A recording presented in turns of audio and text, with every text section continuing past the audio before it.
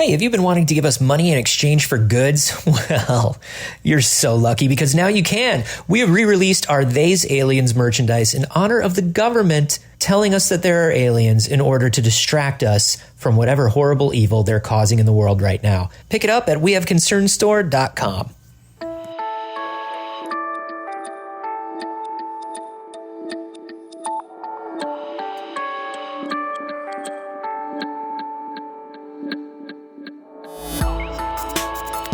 Hey, if you're one of the 13 people that finds this funny, this is We Have Concerns. Hi, Jeff Canada.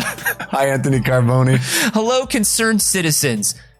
We've been thinking a lot about the environment on the show lately, Jeff. Well, I think maybe more people should, Anthony.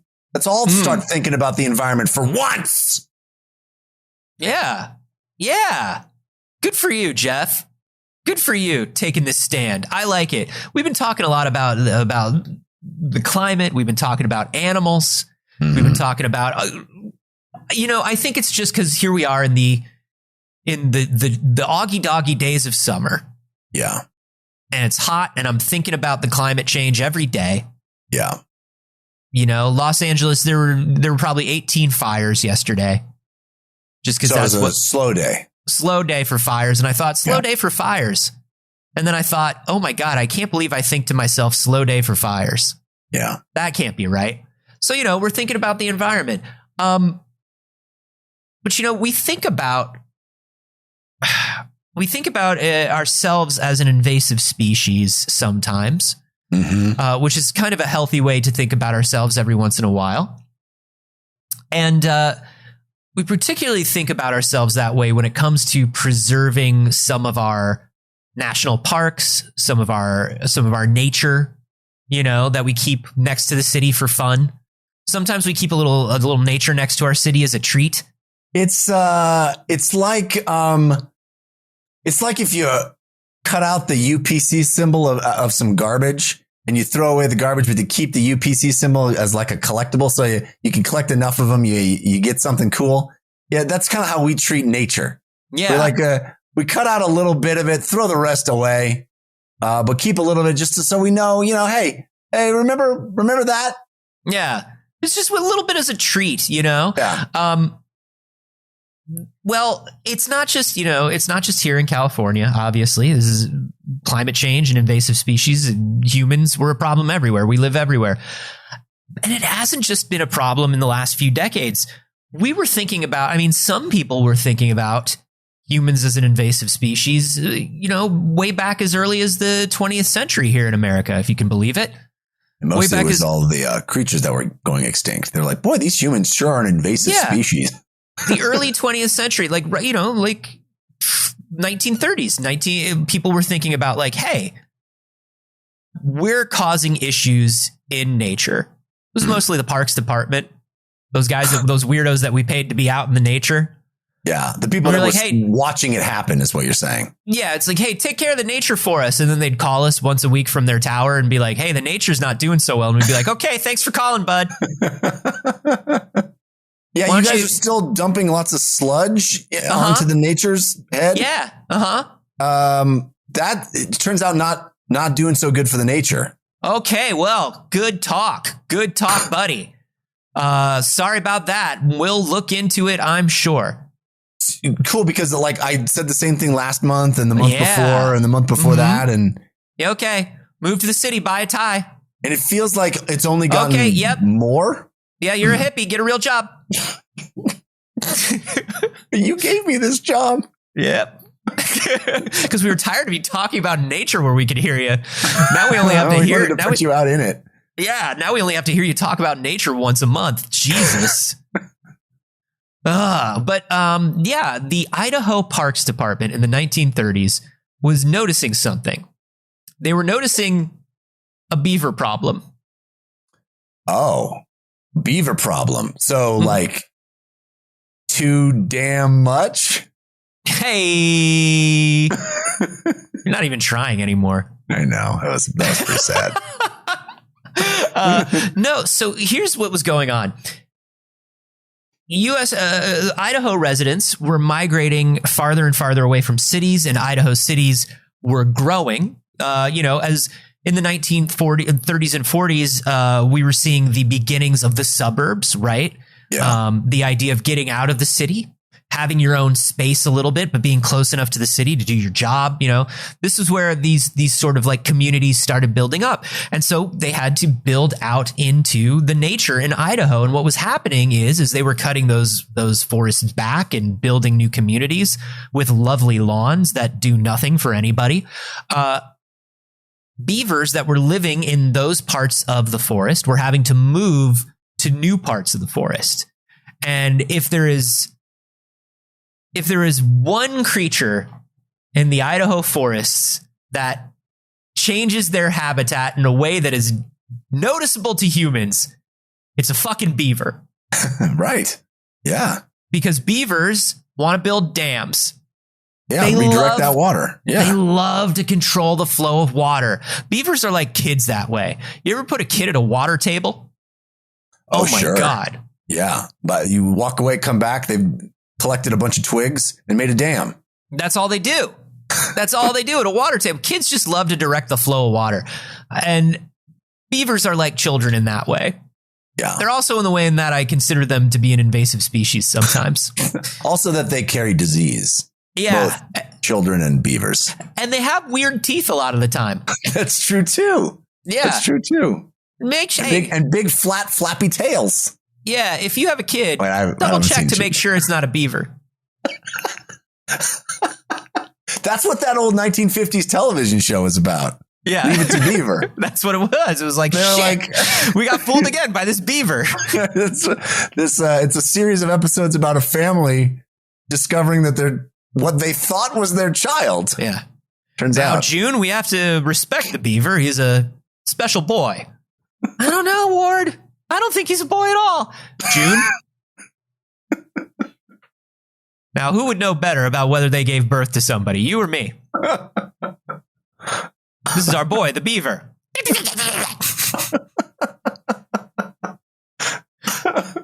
Wally's like, the beaver bit me. Oh, stop your complaining, Wally. I have a disease now. My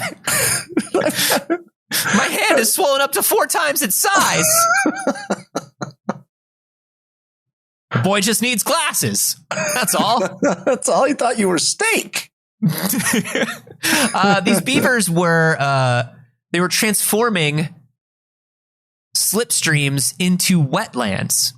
Right? That's what beavers want. Beavers want to be in wetlands. And so they were taking slipstreams in the Idaho forest and turning them into wetlands. Unfortunately, as they do that, the wetlands spread, the water goes in different directions, and it starts fucking up not just the environment for other animals, but it starts fucking up our brand new, beautiful suburbs. Can't have that. Cannot have that. And so we got to call the weird guy in the tower. Yeah. And we got to say, weird guy in the tower, why is it wet? Get those beavers out of here, buddy. Get those beavers out of here. Now, they would call the beaver, they would call the parks and they'd be like, hey, these beavers are fucking shit up. Can you just get rid of these, just get rid of these beavers? You know what I mean? Yeah. Like just fucking kill these beavers. And the parks department was like, hey, no. We can't just kill the beavers. The beavers... It could be my kid. That could be my kid. My kid ran out into the forest. I have no idea. I don't know which one. Every day when I look at the beavers, I look them all in the eyes to see if one of them looks back at me with love in his eyes. That's why I'm out here on this weird ass tower. I'm hoping my boy will come back. There's even a 1% chance that what I think is a beaver is actually my kid. I'm not murdering these beavers. Sorry. That's fair, right? It's fair. It's 100% fair. So the problem is the beavers also provide valuable ecosystem services, right? Like because they are redirecting water and doing things, they engineer environments that promote water quality, promote biodiversity. They reduce the risk of erosion in certain areas. They really do help to control the environment when we're not pushing them into a place they're not supposed to be. And there were other parts of Idaho in the forest where they could use some more beavers, really. Yeah. So they were like, hey, we should relocate these beavers. Now, just have like a beaver relocation program. Yeah, and they'd done it before. Give them new names and identities. Yeah. We think that naming you Beaver was too obvious, even though nobody caught you. We'll name you, I don't know, Gopher. Nobody will notice. They had done this before, but it did not work out very well. We're talking about the 1920s, the 1930s, right? So when they were redirecting these beavers and rehoming these beavers, they were using horses. So they'd put a couple beavers into some saddlebags on a horse. You got to teach a beaver to ride a horse just to relocate them? Yeah, you got to teach a beaver dressage. That seems a little overkill to me. It's beautiful. Don't get me wrong. I like when the beavers make the horse do the little staccato steps. Oh yeah. It's very inefficient. It takes forever. They're like, hey, are the beavers leaving? Yeah, well, they'll leave and then they'll come back a little bit and they'll move forward a little bit and they'll come back. Yeah. It's delightful to see, but it takes forever. How's it? You have two rangers talking in front of a window and one of them is like, how's the beaver relocation going? And then you see a beaver go by in the background making a horse walk sideways, do that crab walk. It's like, well, it's going. Slower than I would have liked. No, the problem was, unfortunately, the problem is how many ribbons they had to buy. All the blue ribbons they had to award to the beavers. And then all the beavers need a participation ribbon. Because it's not a cheap hobby, so you want some sort of recognition for all the work that you put in. That's the problem, is then all the beavers get soft, right? Because you just let all of them be winners, and then they grow up, they don't know how to even strive to do anything anymore. No, Jeff, the problem was that the beavers were they're being exposed to direct heat from the sun for days, being packed on these horses. So literally they're catching the beavers, putting them into bags on horses. And they're boxes. Like boxes that hang off the horse and then just roasting on their way. Yeah, they're just their new slowly house. Going through tough terrain and trying to bring these beavers to this new place. And the beavers What a job, beaver relocator. The beavers weren't able to eat during this process. The beavers were getting direct heat from the sun, so they were getting sun exposure. And the beavers were growing, quote unquote, belligerent and then dying. They'd get mad and then they'd die. They would go raging. They would rage against the dying of the light, Jeff, these beavers. And you can't feed them because they're mad at you. I suddenly relate to the beaver more than I ever have. Yeah. You want to talk about hunger and being tired of the sun? Hungry. It's a hot day. You got in the car. You don't want to go. Yeah. So they were like, what are we going to do? How do we relocate these beavers in a better, easier way that's more humane for the beavers? Jeff, I will direct you to a 1950 document from the University of Michigan by Elmo W. Heder from the Idaho Fish and Game Department. McCall, Idaho was where he was stationed. He just wanted to put in his report. It is. Hello, here I am. Sorry, go ahead. It is a document, Jeff, entitled "Transplanting Beavers by Airplane and Parachute." Airplane and parachute. We're throwing beavers out of planes, but we give them little teeny tiny parachutes. Is that literally what happened? Yes. Transplanting beavers by airplane and parachute, Jeff. The 51st Beaver Airborne Division.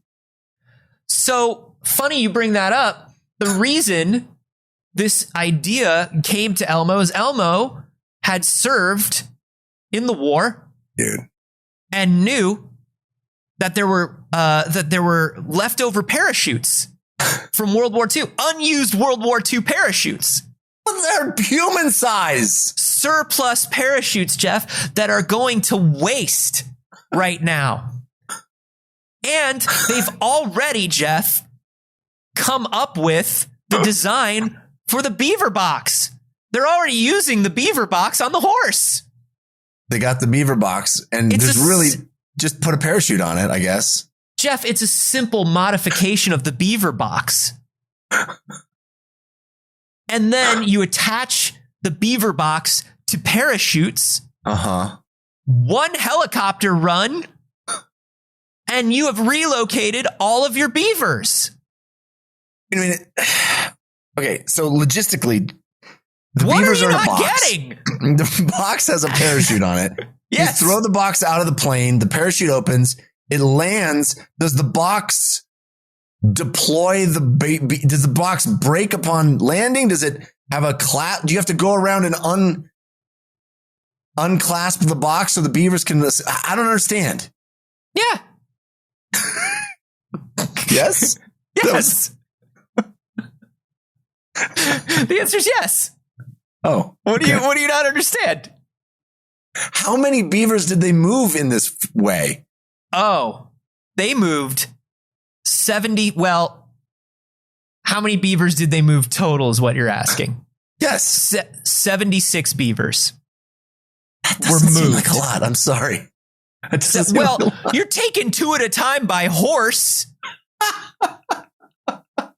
Now you do a couple runs with a helicopter. You do it in a day and you move all 76. Oh my God. And let me remind you, Jeff, we already had the parachutes. This is somebody who spent way too much time alone in the tower out in the woods. You know, thinking about their time in the war. Is it Jeff, or is it somebody that figured this shit out really well? Now, they did have to, of course, test this. Jeff, I just want to show you. You know, 1950 was not that long ago, Jeff. We have film. Oh, of a beaver drop? We have film of the beaver drop, Jeff. Look at the beautiful Idaho countryside. We're just throwing the beavers into a box. Put them in the box. Oh, look at that adorable beaver. Isn't that great? Yeah. Look at this. What? Tossed him. What? He tossed him into the water. And the beaver's like, yeah, thanks, dude. And he's swimming. Yeah. Gotta go build that dam. Let me find you the exact moment of deployment. Yeah, I want to see it go out of the plane. Of course you do. I want to see the beaver like Tom Cruise style doing his own stunts. You know what I mean? Yeah. I mean, listen. This is what? File footage. No, that's not real. This is the beaver box. There he is. Jeff. So it does open when they got to open it for them? Oh my God, he's putting it in the beaver box. Yeah. Loading it onto the plane. It's like a biplane. Yeah. Well, I believe this is one of their test runs with a beaver that they named. Oh my God. Geronimo, Jeff. Sure, of course they did. Geronimo was their test beaver, and Jeff. Did Geronimo survive? Poor Geronimo. Oh no. No, Geronimo survived. Geronimo survived and had a long, healthy life. But the problem with Geronimo, Jeff, is he got real shell shocked and messed up by being the test beaver. He re-enlisted in Nam. He re-enlisted years later in Nam. Yeah. So the problem is, Jeff, that when they tested with Geronimo,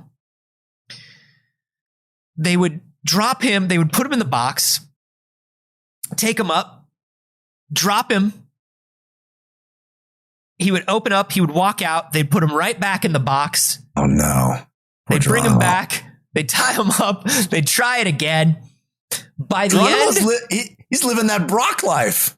Dude, Geronimo got addicted to extreme sports. Geronimo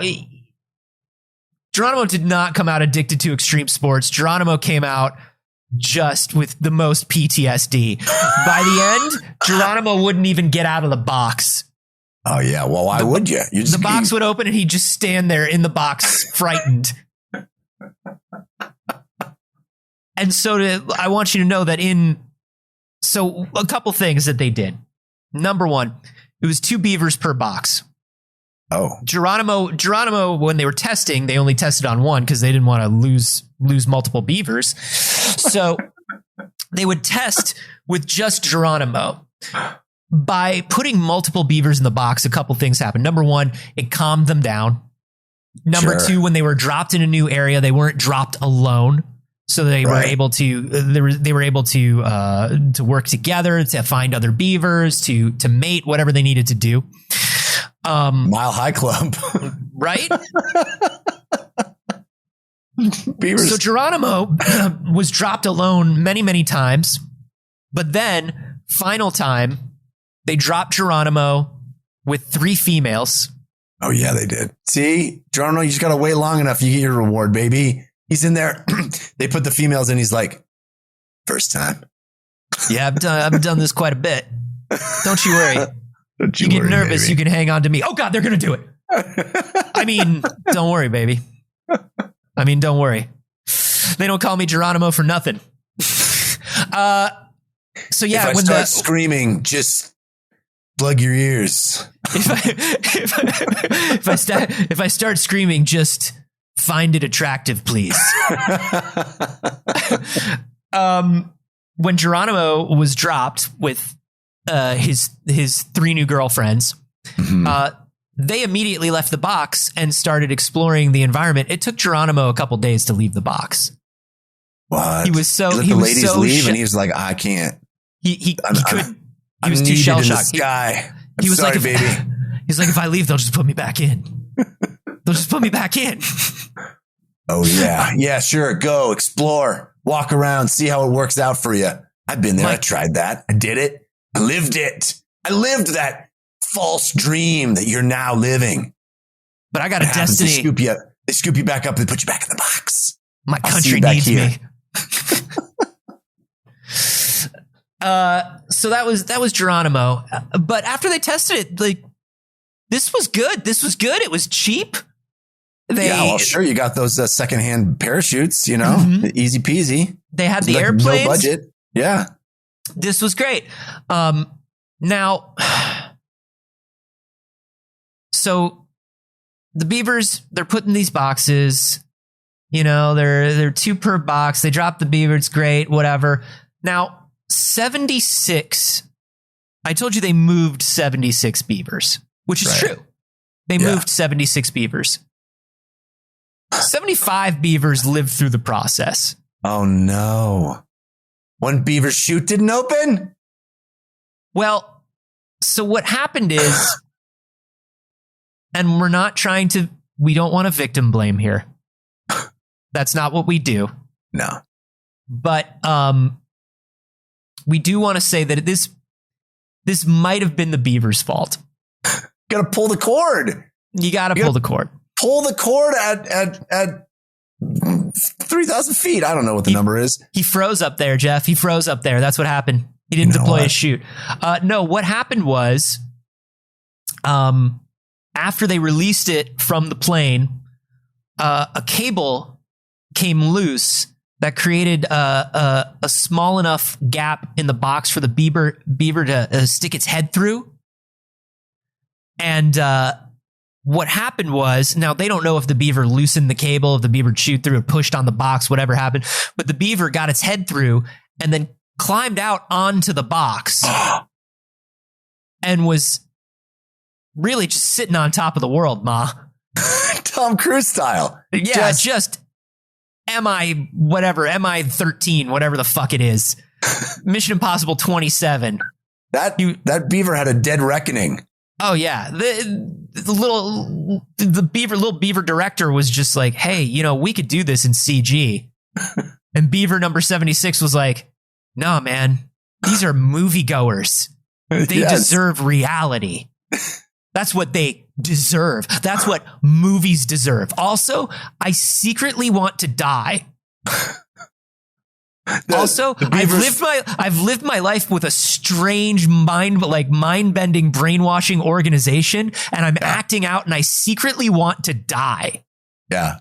The beaver. Now this is a beaver. This is just a beaver we're talking about. Total beaver. Yeah, that's this what. is just a beaver obviously. We're talking about. We're certainly not talking about one of the wealthiest people with one of the most aggressive legal teams in Hollywood. That one beaver's ex-wife though is like, we come to this place for magic. We come to this dam to redirect water flow. So yeah, this beaver was up on top of the box, hanging out. Dude, living They're it up. like, but here's the problem. They say, listen, the beaver, if he had stayed where he was, the beaver, all would have gone well. The beaver would have been fine. Yeah. For some inexplicable reason, when the box was about 75 feet off the ground, he either jumped or fell from the box. I can make it. No, man. This is the Point Break of beavers, is what this is. This is Beaver Point Break. It really is. He was just like, what am I going to do, Johnny? Paddle to New Zealand? What am I going to do, Johnny? Build a dam? He just jumped right off the box. I think the beaver was slowly driven mad. Yeah. That's what I think. When because listen, I haven't looked up where beavers sit on the hierarchy of animal intelligence. Right. But they build structures. They have social groups. Yeah, you know, I feel like they're probably pretty smart. Yeah.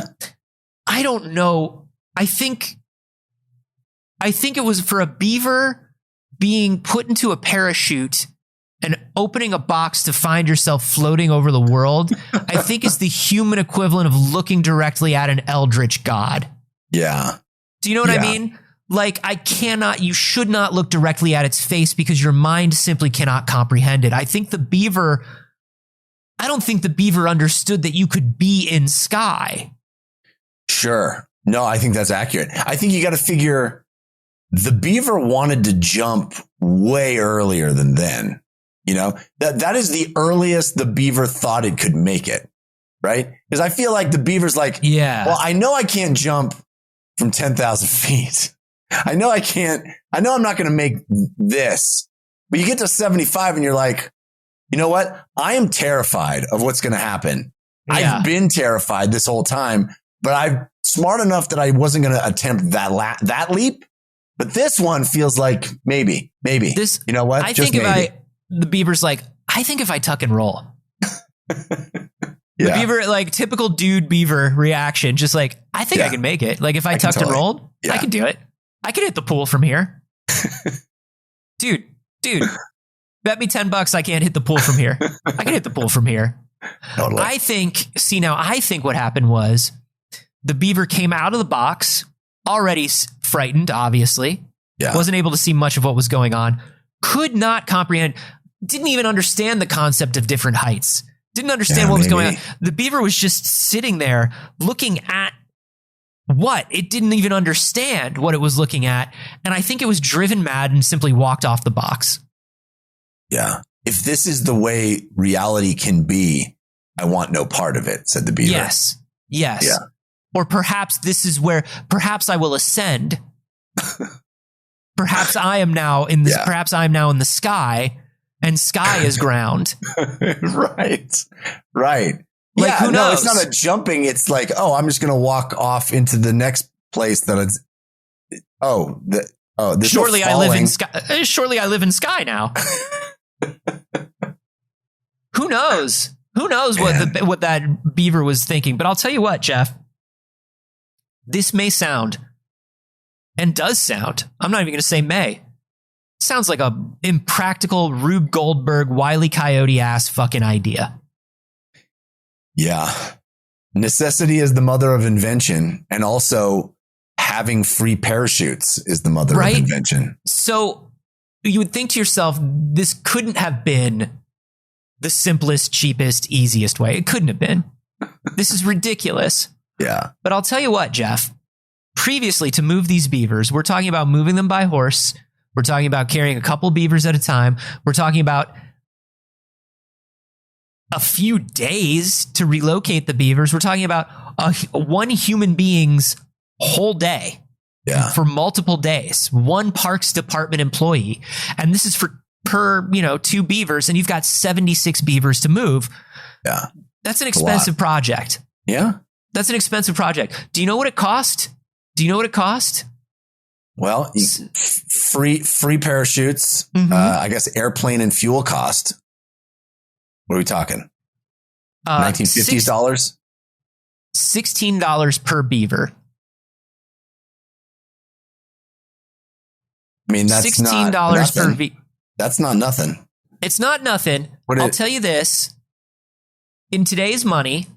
Yeah, I wanted to know that answer. In today's money, it was about $200 a beaver. Ooh. Which sounds pricey, but then you think about what was a person's pay over 4 or 5 days at that point. Right. Plus food, plus the horse, plus the upkeep for the horse, plus all, you know what I mean? Like, yeah. Plus you're not getting other things in the park done. So that's costing you money. Like all of these things, $200 is not bad. And I'll tell you what, this is not an idea that we've only done once. This was so successful in 1950, so inexpensive, so successful, Jeff, that of course we had to do it regularly throughout time. This is simply just an efficient way to paradrop animals into places where animals are needed. Well, this is like the Dumbo Drop, right? The movie Dumbo Drop is about dropping an elephant with parachutes, right? It's just like dropping an elephant with parachutes. As a matter of fact, just a few years ago, Jeff, Canadian wolves were being airdropped into Michigan. Well, that was a tactical decision. That's just to eliminate our enemies. There's nothing that strikes fear into the heart of your enemy like a wolf parachuting on top of them. You know what I mean? Listen, a wolf in the forest is imposing, intimidating, right? Sure. A wolf slowly following you is terrifying, frightening. A wolf dropping onto you from 100 feet before you see them.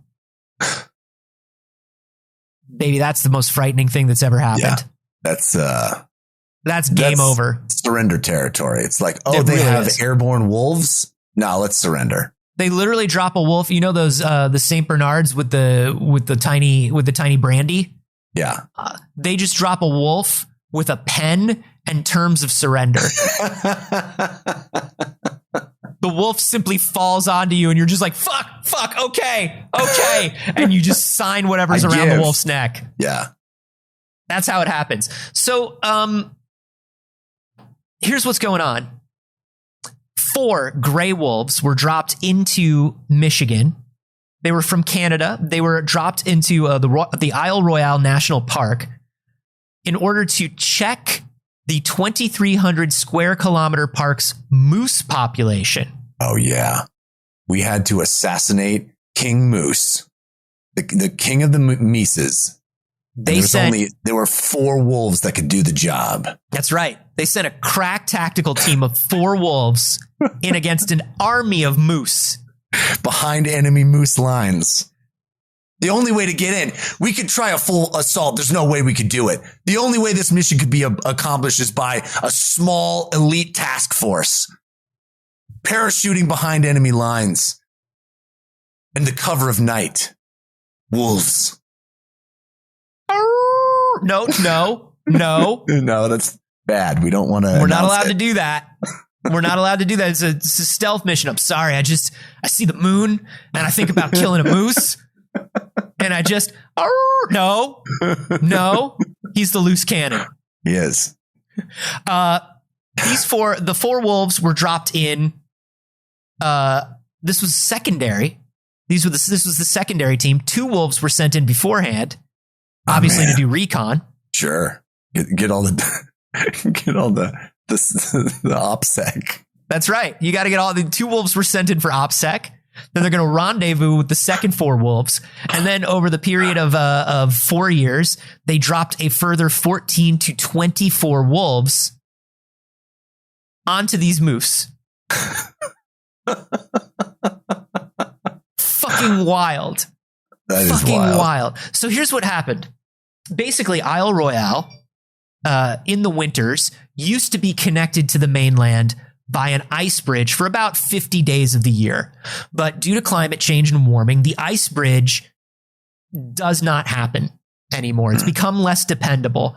It only happens a few days of the year. And if you can't depend on an ice bridge, what can you depend on? You know seriously. What I mean? It's only there for a few days of the year. Animals and people would get kind of trapped on the island because the ice bridge doesn't exist anymore. So the wolf's population of the park dwindled. There were like 50 there in 1980.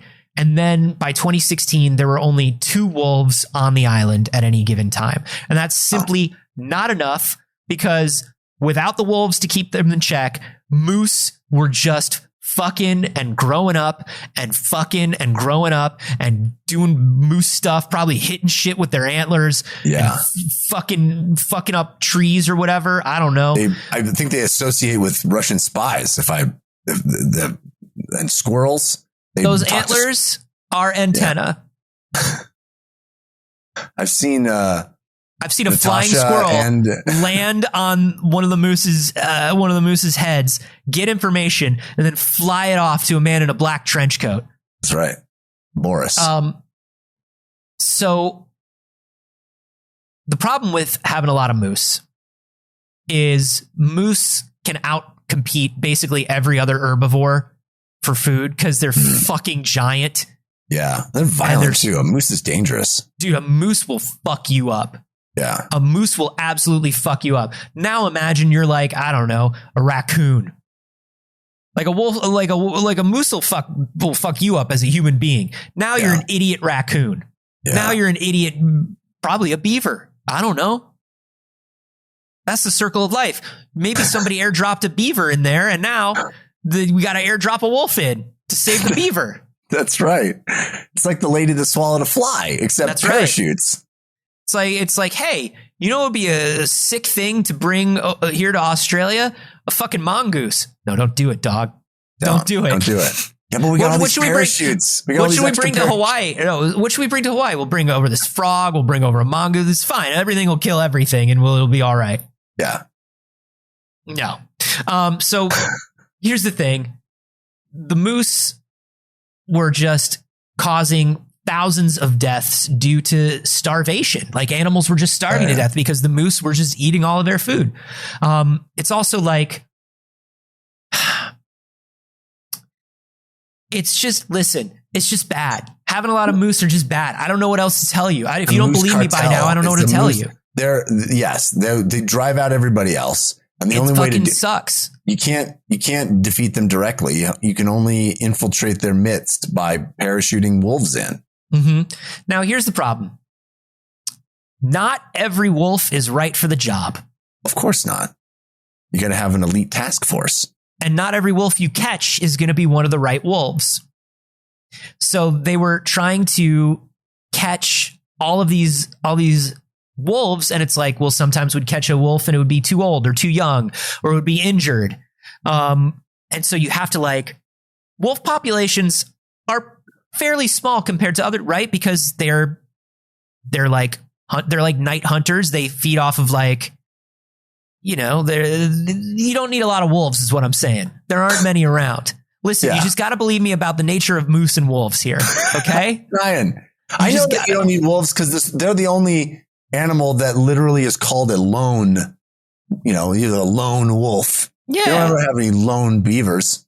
Yeah. Lone moose. No, if you drop a beaver alone, you give him PTSD. We already know that. We already have established that. So, but it also puts stress on the wolves because they are being dumped in unfamiliar territory. They're competing with strangers. They do, as much as we think about lone wolf, they do live in families. They live in packs. Yeah. So when you it's like putting a dog into a new place, right? Yeah, it's a little scary. Yeah. So they're being introduced to each other. So the wolves have to figure out, they have to drop them in small packs.